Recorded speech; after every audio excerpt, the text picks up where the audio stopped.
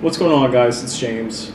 Today I want to do a video on paintball barrels because lately I've been getting a lot of the same question on YouTube with, hey, I just got an invert mini, what kind of barrel should I get?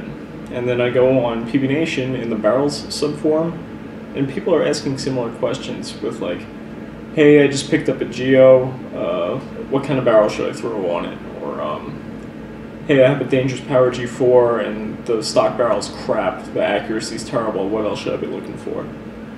And questions like that frustrate me a little bit because it makes me feel as though people don't know what to expect or look for when they're buying a new paintball barrel. I just want to make this little video for you guys. It's not going to be perfect because I don't know everything about paintball barrels. I don't make them. I'm not a physicist, but I've bought enough of them to know what you guys should look for when you're buying a new barrel. So here we go. Let me start off by saying this. The thing you're going to see the least improvement upon when you buy a new paintball barrel is accuracy. Paintball accuracy isn't determined by the barrel. It's determined by the paint you're shooting that day. It's one of the most frustrating things in paintball that the paint you buy, the paint that you're shooting that day, is going to dictate your day. If your field is offering crappy paint and it's field paint only, you're in for a crappy day. I'm sorry, I can't sugarcoat it. It is what it is. You can try to make the best of that crappy paint by having a barrel that might work a little better for you that day, but it's never going to be perfect. You're never going to make crappy paint accurate. It doesn't work that way. The best way to improve your accuracy is to keep your barrel very clean and to buy decent paint. Now that that's out of the way, you will see improvements upon efficiency and sound. The sound signature is probably the most noticeable thing you're going to notice the difference with when you change barrels. Things that are going to determine your sound signature of your gun are going to be the porting on your gun and the material the barrel's made out of. Material meaning something like this. This is a Deadly Wind. This is carbon fiber. Check it out. These barrels are super well made, just so you know. They do take freak inserts. Alright. Carbon fiber is very, very strong. It's very rigid. It's not malleable at all, which means you can't bend this stuff. Not even a little bit. It's very, very rigid, and because it's very rigid, the sound signature of this barrel is going to be very snappy. That goes for all carbon fiber barrels.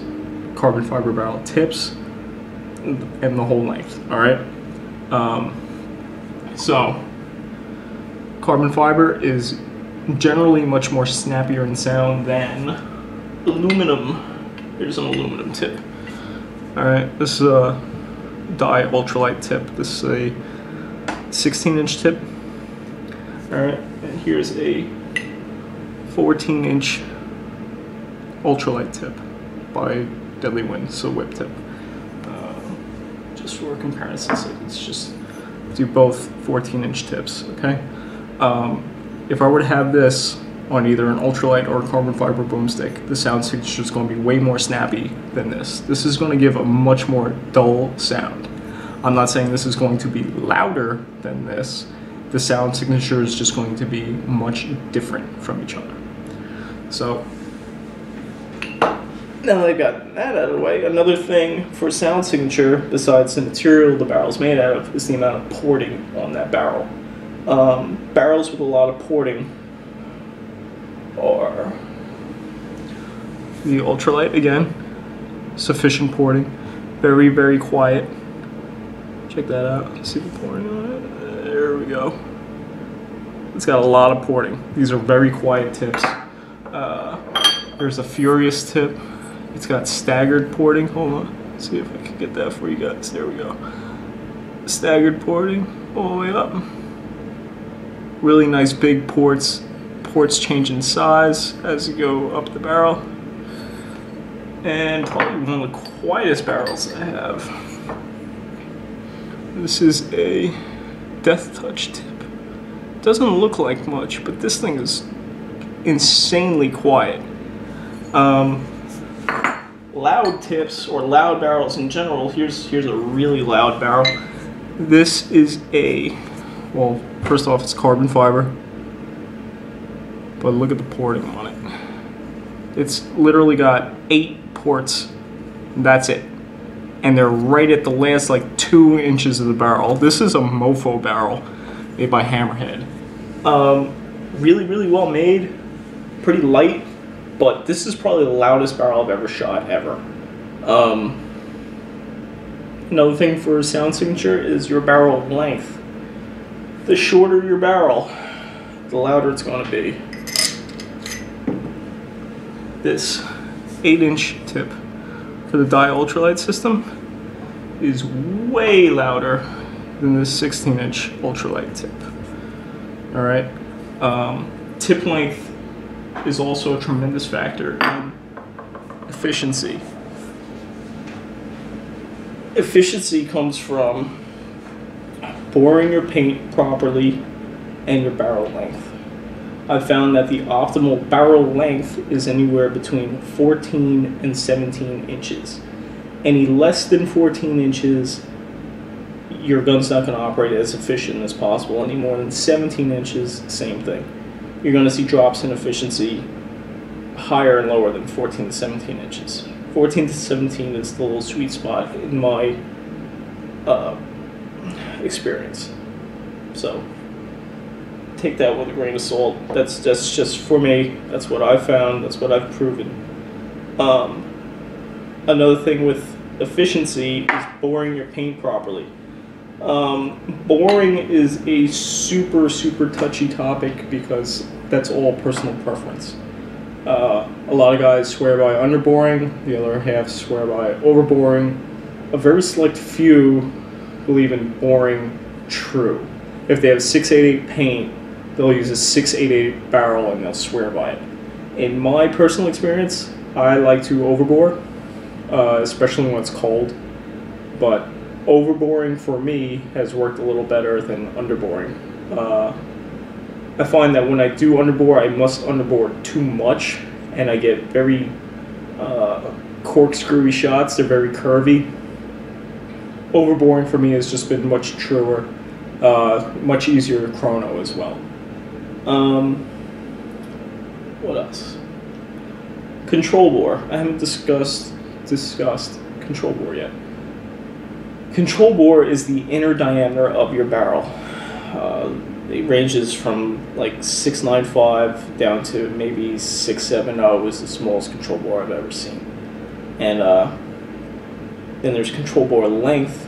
The control bore length is the length of that control bore. Pretty self-explanatory, but again, very sore topic for a lot of people because a lot of people swear that the longer the control bore, the more accurate your ball is going to be. And I disagree. I found that anything over maybe 5 or 6 inches in control bore is wasted. But I found that anything less than maybe 3 inches of control bore isn't enough. Small control bores, this is the smallest control bore I have. This is a Hammerhead fin. The control bore starts right around here, right here actually, but ends right at the knurling. All right, that's the smallest control bore. It's only maybe like 1.5 inches. The longest control bore I have is in this, my Lapco. This is 10 inches control bore. It starts here and it's all the way up at the porting, right up here. Stuff in between, like this is sufficient for me. This is the Furious back. I found this to be very accurate, very efficient. And there's another one. It's the carbon fiber boomstick. This is 6 or 7 inches of control bore with stainless steel control bore. That brings me to material. The control bore in this is stainless steel. Control bore in the Furious backs is aluminum. Another one you might come across, rare though, is brass. And one of the more popular that I don't have because I feel it's a waste of money is titanium. Titanium is supposed to be the end-all be-all barrel because it's very light and it's very durable. A little fun fact about titanium backs, they spark when you shoot them. What am I missing? Difference between one-piece and two-piece barrels. One-piece barrel is fixed length and fixed control bore. Can't adjust it. Then there's stuff like this. And now, this one's a little in between. This is fixed length, this is the Deadly Wind, but changeable control bores, okay? I can change the control bore with the freak insert. Not the length, just the bore. But I can't adjust the length.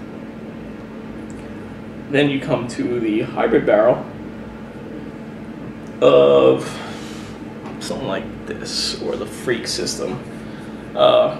Freak barrels are changeable control bores, standard back, with different tip lengths. Where's my stubby tip? Here's my stubby tip. Okay, so I can adjust the tip length and the control bore diameter. For me, this is my preference, being able to control everything in the barrel, because I shoot so much different paint and I play different styles of paintball. Again, it all boils down to your budget, how you play, and just your personal preference. There's really not much more to it. Just go into it expecting changes in your sound signature and your efficiency, but not so much in your accuracy. It really is a shame that no matter how much money you spend, you're not going to see a drastic improvement in accuracy. It's just the nature of the beast. I hope this was very helpful. I hope you guys take this with a grain of salt. I know it's not perfect. I'm not a physicist again.